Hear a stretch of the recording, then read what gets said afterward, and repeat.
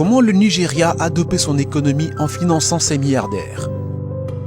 En matière de développement, certains pays d'Afrique ont su montrer le bon exemple. Si les autres ont encore du mal à trouver la formule qui marche, des pays comme le Nigeria, première puissance économique africaine, ont depuis mis en place une stratégie qui a révolutionné son économie. Et cette stratégie, c'est avant tout une idée d'Olusegun Obasanjo, ancien président nigérian de 1999 à 2007.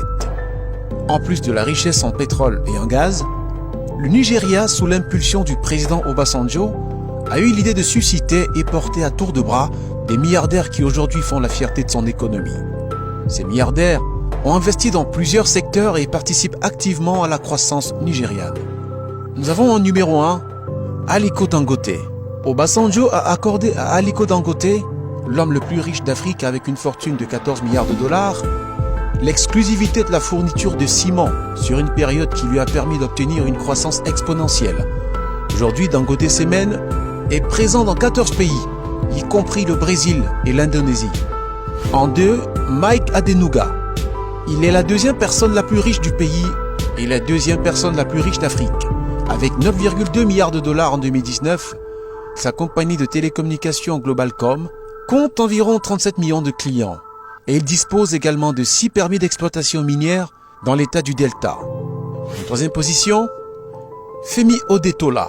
Ce serial entrepreneur domine le secteur des hydrocarbures et de la production de l'électricité avec Fort Oil et Zenon Petroleum and Gas.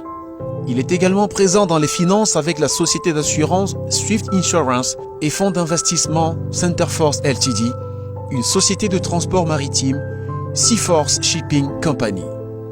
En 4, Tony Elumelu.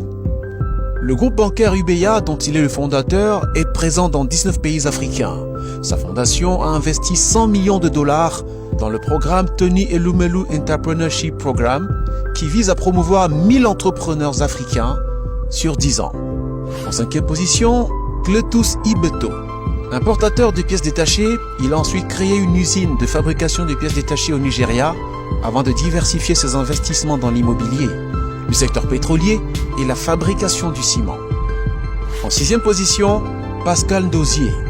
Fondateur de Diamond Bank, il a créé le fonds d'investissement dénommé Capital Alliance. Il a acquis et détenu Addict Insurance pendant 10 ans. Fondateur et président du Konak Limited, un holding financier, il est également actionnaire chez MTN. En 7e position, Folorunsho Alakija. En 1990, le gouvernement du Nigeria décide d'accorder des licences d'exploitation des puits de pétrole à des Nigérians. Jusque-là, seuls les étrangers avaient ces privilèges. Folorunsho est parmi les bénéficiaires de la licence d'exploitation. Aujourd'hui, son puits de pétrole produit près de 200 000 barils par jour. En 8e position, Michael Ikide. En avril 2006, il rachète Nigeria Airways qui était mise en liquidation. En août de la même année, le gouvernement lui accorde l'autorisation de voler en direction d'Amsterdam, de Trinidad et Tobago, de Madrid et Londres. Aujourd'hui, il dispose d'une flotte de 22 avions. Arik Air est la première compagnie du pays. Grâce à la stratégie du Nigeria qui a été de favoriser la croissance de ses industriels, le pays est devenu un modèle de réussite dans une Afrique subsaharienne en proie au sous-développement et à l'inertie. Certes, les problèmes liés au chômage, à la corruption et à l'insécurité ternissent un tantinet ce fleuron, mais reste que le Nigeria a su optimiser son économie en encourageant les leaders et les champions nationaux.